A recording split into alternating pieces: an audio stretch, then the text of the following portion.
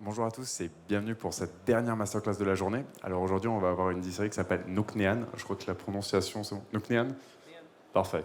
Donc, petite présentation sur Nc'Nean. Alors, c'est une distillerie qui est très récente, on va vous en parler, qui a une démarche éco-responsable, environnementale. Alors, on l'entend souvent, mais là, c'est vraiment pas du greenwashing. D'ailleurs, si vous aimez la distillerie, alors allez le retrouver après, mais surtout, vous avez un super reportage sur Arte pour information sur la distillerie. Donc, n'hésitez pas si vous voulez en savoir un petit peu plus. Perfect. Bad time to take a sip. Hello, everybody. I will try and go very slowly for the sake of the translator, because I'm about to list off some ridiculously long, complicated words that I'm sure will be almost indecipherable and hard to pronounce. My name's Matthew. I work for the Nc'Nean distillery. I am our blender, our UK brand ambassador, our photographer, our videographer. I pick up the rubbish. I do everything. Anything that needs to happen in the distillery, I tend to do it. Ooh, I have a slide. Can I go next? Hey! Some pretty pictures of the Nc'Nean distillery. I have another one of these in a second, you can see. To give you an idea of who we are and what we're trying to do, we're Nc'Nean. We are, I'd say, comfortably the most sustainable distillery in Scotland. Everything we do is built around a goal of creating whiskey that's not only delicious, but making it in the best possible way for the planet, to make sure we have the smallest footprint, the smallest impact, while still making delicious whiskey.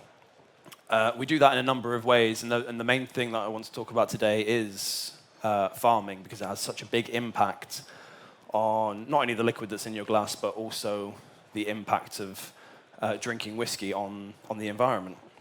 So the big things that we do to be better for the planet, I remember them as the three 100%. So we are 100% organic and only use 100% organic Scottish barley. We are powered 100% by renewable energy. So it's an on-site biomass boiler rather than using fossil fuels, which is what the majority of distilleries in Scotland use. Just that one change alone reduces our carbon footprint by about 90%. It's a massive carbon saving. But we do a full carbon footprinting exercise and offset everything accordingly. So that means, to cut that very short, we're net carbon zero on-site. So all of our on-site activities, net zero is like the better step of carbon neutral. Carbon neutral is you've measured what you've done and you've just bought carbon credits accordingly. Net zero means you've measured what you've done, you've reduced absolutely everything that is physically possible. Ooh, dramatic music. And then you offset the little that remains. So it's measured in 3 scopes. You say scopes 1, 2, and 3.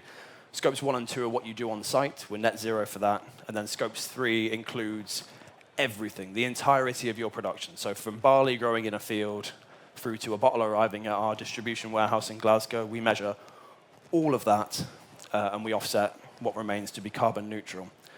It always seems like slightly cheap to say, oh, we just offset it.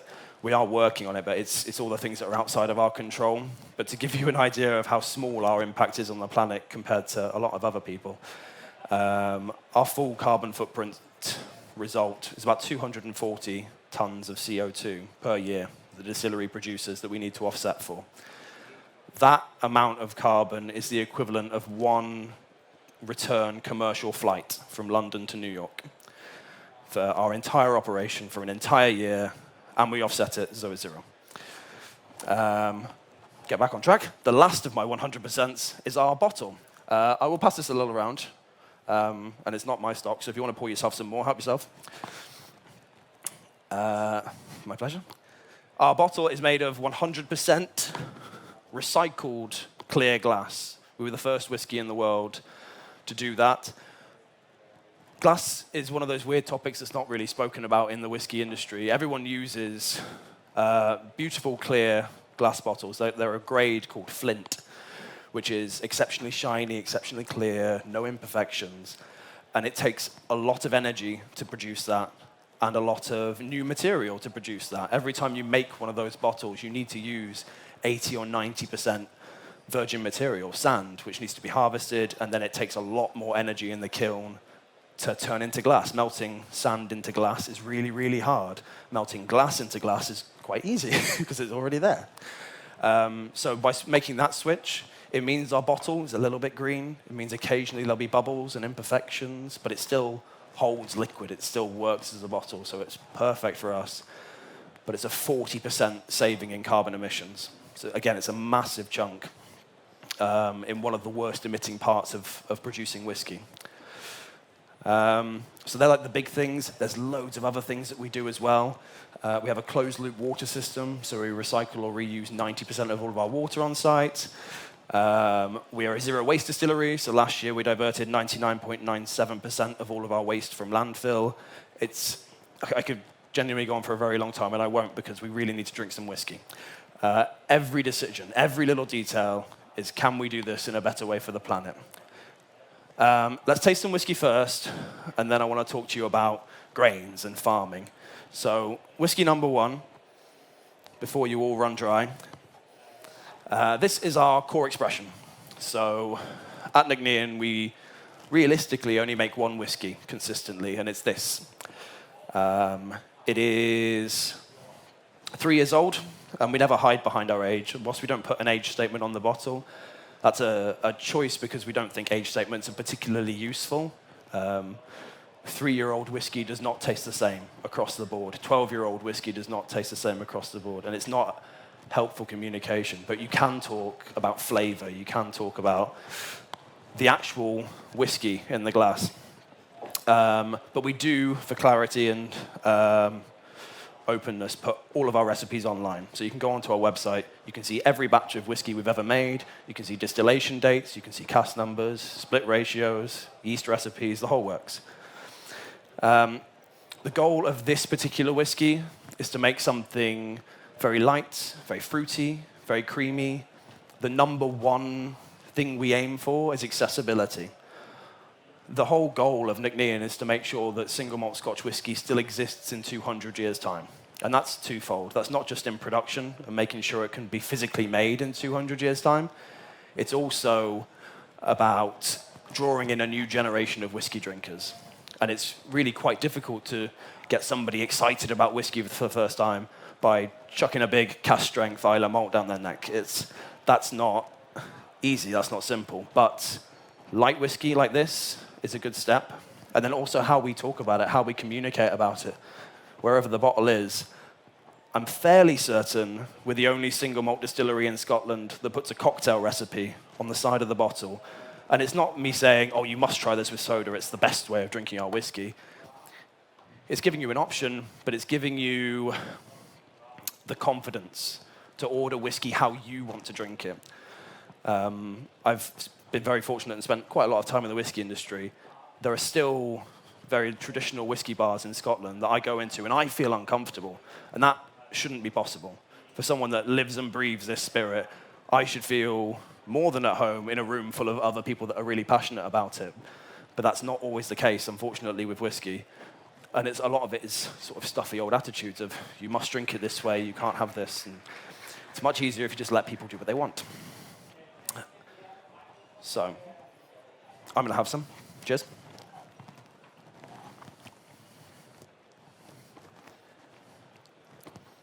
Hopefully you can't hear all my swishing noises on the microphone. That would be really disconcerting. So yeah, just very bright, very easygoing. The cask recipe in here, it's 65% STR red wine casks to 35% bourbon. So bourbon casks are obviously very widely used across the industry. They are very citrusy, very clean, very fruity. The STR red wine casks are for depth and complexity. So the process is we take 5 to 7-year-old Spanish, Portuguese red wine casks. We shave 2 millimeters off of the inside of the cask and then toast and re-char the cask. And that process not only rejuvenates the oak, so you have a fresh layer for maturation, it's very impactful. It also caramelizes any of the residual wine sugars that are left in the staves, and then they fall into solution very easily. So we get lots of movement, lots of color, lots of spice and depth and complexity from those casks at a very young age, which is the intent of the whiskey. Lots of words. Hopefully the translator's keeping up. Give me a there. So I'd invite you now to taste the second whiskey, and then I'll talk to you about grains while you're doing that. The second whiskey is just the next step. You're actually the privileged few. You're probably the first people in the world to be tasting this. So this is our new recipe for the core expression. We're a young distillery. We're going to be changing as we go through. And the big thing for us now is that our sherry casks are now mature, and I'd like to start incorporating them into the recipe. So whiskey number 2 is almost the same, but the difference is just the cask ratio. So instead of 65 STR, 35 bourbon, it is 55 STR, 43 bourbon, and 2% sherry. And that 2% sherry it's seasoning. It's like adding salt and pepper. It's just like a little bit to add a bit more depth, a little bit more fruitiness, a little bit more sort of grip and richness, and adding just another layer of, again, very accessible fruity flavors to our whiskey. But while we talk about that, I want to talk about the importance of grain, which is the main reason for my talk today.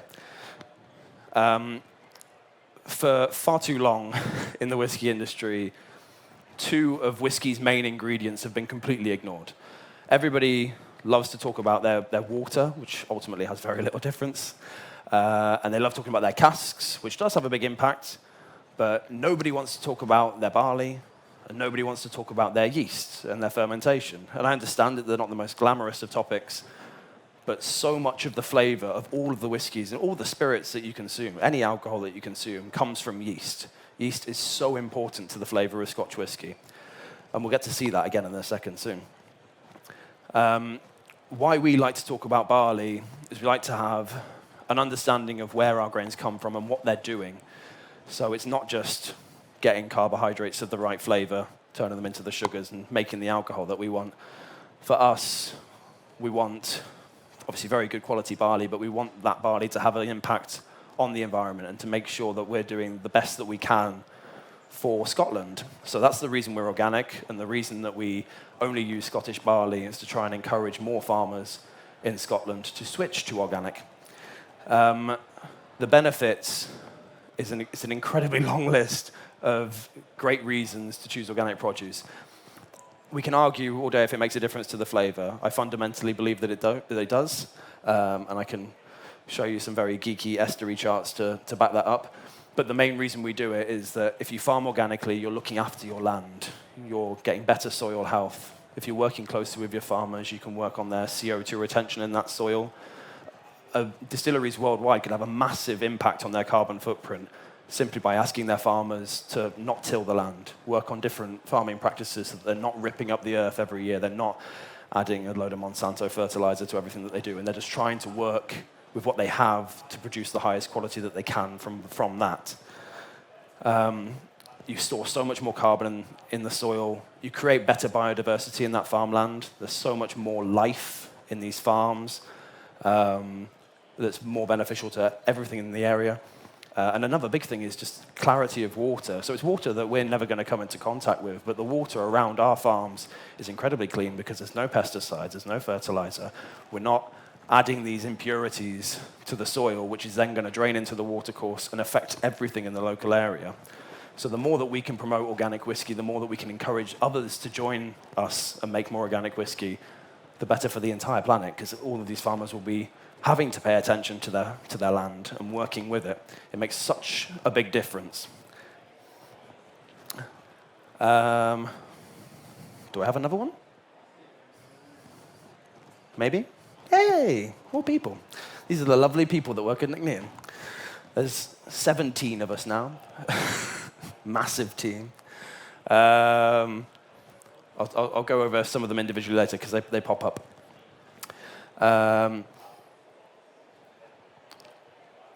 So what I'd like to do, actually, if we taste either of the first two, whichever your preference is, but try them, maybe a slight preference for number 1, try that side by side with number 3, and we can talk about that other really impactful ingredient that very few people like to talk about, which is yeast. So whiskey number 3 is Huntress, this delightful blue bottle here. Every year we will release a new Huntress, and every year it is showcasing the liquid from our experimental production. So for 10% of the year, about 3 weeks every year, we stop producing the whiskey that we normally make, and we test different yeast recipes, different ratios, and try and create something new using the ingredients that we're allowed to use within the Scotch whisky regulations, but almost nobody plays around with. You can see why they don't play around with it. As soon as you start using different yeasts, you start changing your yield, so you're getting less alcohol, you get less bulk spirit at the end. But Nc'Nean's not in the business of making as much bulk spirit as possible. We're here to make delicious, interesting, exciting whiskey, and if that means we have to sacrifice a little bit of liquid to make something new and interesting, then we will definitely do that. So Whiskey 1 and Whiskey 3, side by side, almost everything about the production process is the same. We use the same barley from the same farmers.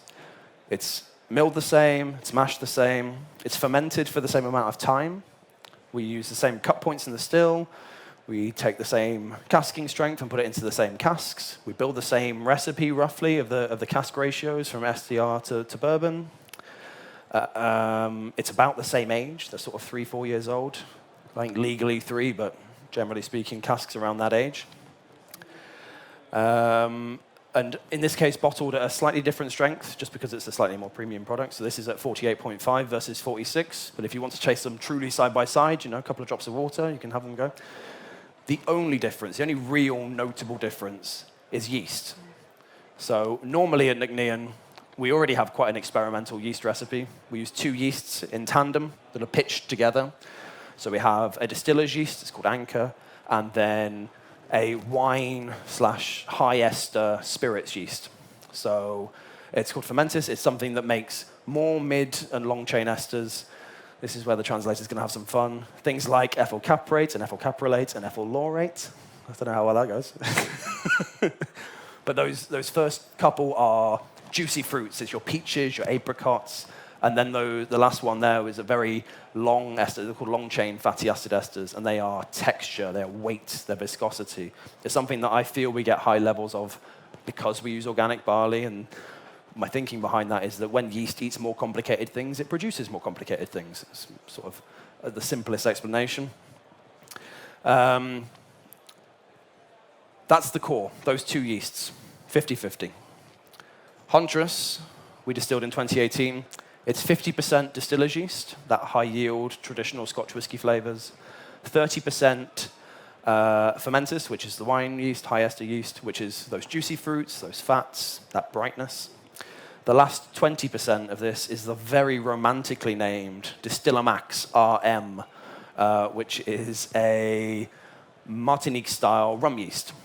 So something that would traditionally be used for fresh sugarcane juice to produce, ultimately, very pungent rum. And it's only 20% of the recipe that we've swapped out. And the impact, when it's in the glass, you can taste it. There's so much difference between those 2 spirits, considering the other variables are almost identical. It's so much more mineral. There's loads of stone and concrete and pebbles. It's more tropical. The fruits, for me, have shifted from that kind of peach and apricot to being more banana, pineapple. It's just a bit more tropical and bright. And then the whiskey itself is also just a bit more acidic, a bit brighter, a bit sharper, very sort of palate wetting, like moreish, I think is the best way of describing it. And the only difference is a little bit of the yeast. There's so much potential for flavor development and creating new interesting flavors if you're willing to do more in those early stages of production to try and find these interesting things. Having said that, I definitely want to drink some. Sláinte bha.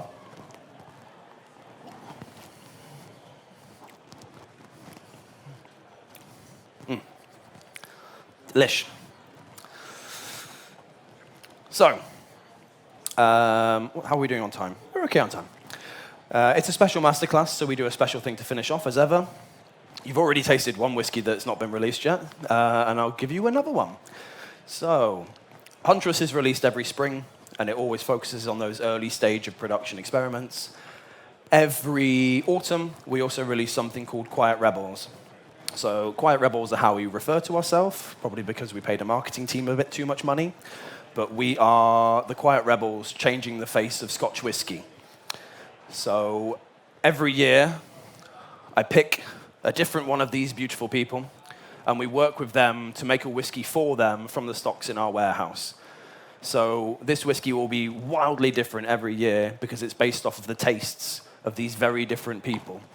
So first up was Annabelle. Annabelle is our founder. We're doing this in order of when you joined the distillery, because that seems like the fairest. So Annabelle's company, she obviously gets to go first. We did her whiskey last year. It was bourbon cask and Tokai cask with a little bit of sherry, and it was very, I've got a very pretentious tasting note for it. It's like an Italian pastry shop. So it's almond and orange blossom water and coconut and honey, and it's very just patisserie fun. This is the lovely Lorna. Lorna was our first employee, first full-time employee. Lorna joined us in 2015. She was there on day one of building the distillery, and for 2 years, Lorna made dinner for all of our builders, because if you've ever seen where our distillery is located, you'll see that it is about 2 hours away from any amenities, any supermarket, any way of feeding yourself and looking after yourself. So Lorna, bless her, looked after all of our contractors for 2 years, and then once we'd finished, we asked her, what would you like to do? And she said, well, obviously, I'd like to make whiskey. That's the reason I'm here. So this is coming out this week in the UK, and I hope in a couple of weeks here. I think stock has just arrived in France, so we'll see how quickly that escapes the clutches of customs. Lorna loves very sweet, very clean, very impactful, fruity, fun whiskey. There's not a lot of depth and complexity to this intentionally. It's designed, like I said, with Lorna in mind. She wants something vibrant and sweet and just, it's an English word, chinnable. I don't know how well that will translate either. But just something very accessible and fun. So that's this. The cask makeup on this, sorry, it's bottled at 48.5%. The cask makeup is not dissimilar to Annabelle's last year. It's about 85% bourbon cask and American whiskey casks. So there's some first fill bourbon, there's some casks that have been used for bourbon and then used for American whiskey and then come to us. And they're my favorite because they're a bit more refined, a bit more subdued, a bit more lemony and clean. And then the last 14% of the blend are bourbon casks that have been finished in Pinot de Charente.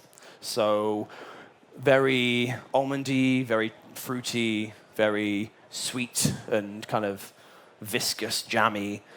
And the resulting spirit is this just very bright, fruity, sweet, simple, fun thing.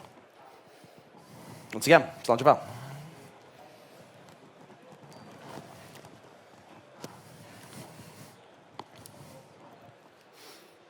Thanks. If you have any questions at all, a gentleman will run round with a microphone, and if you could just raise your hand, he will track you down like a predator and present the microphone to you. But any questions you have at all about these whiskies, about Nc'Nean, about my terrible attire, whatever you like.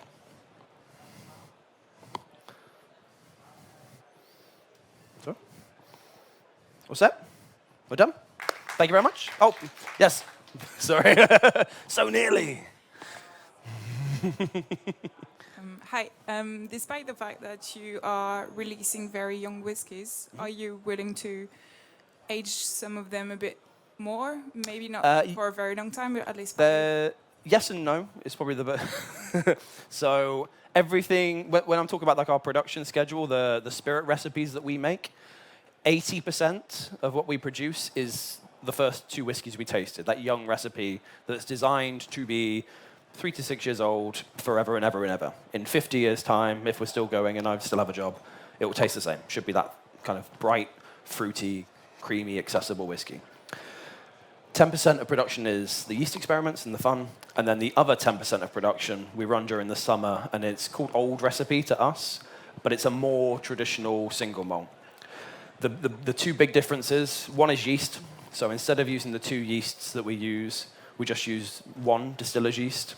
Same fermentation times, it's just only distiller's yeast, so we get less of the high fruity esters and less of the fatty acid esters, but we do get a rich, scotchy kind of spirit. We then change the cut points in the still as well. So For young recipe, it's a very tight, high cut. So we start collecting from the heads very, very quickly, and then we cut way before we even get anywhere near the tails. So you get like the top end of the spirit. Old recipe shifts it all along. So we let the heads run a little bit longer, and then we collect deeper into the heart of the run. So we get a more fuller, spicier, richer spirit. It was designed to be Nc'Nean's version of traditional single malt Scotch whiskey. I've no idea what it tastes like. We've not opened any of the casks. The plan is to leave them for, even now, a good few years. We've got some that are 5 years old, but I think a few more years, and then we'll have a taste. But we genuinely don't know what we want to do with them. As a quirk of that, and something that I think is way more interesting and fun, because we move the cuts in our run, we get this build-up of the heads in the faints receiver from old recipe. So that's like a 3-week period where you're just adding more and more heads, more and more top notes, more and more bright, fruity, clean esters. And then when we switch back to new recipe and move the cut points, all of them come flooding through, and we get this, like you can see it on the chemical analysis sheets, incredibly high levels of these really bright, light esters. So there's like this honeymoon period of very fruity, bright, intense whiskey that then slowly comes back down to the normal recipe. And then we use those casks sort of accordingly. So if I'm blending something and I taste it and go, oh, it's lacking a little bit of that bright fruitiness, we find one of those casks and add it in. Just fun. That was way more information than your question needed. Any more? Are we all set? Can we applaud again? It helps my ego. Thank you so much, everybody. I really appreciate it.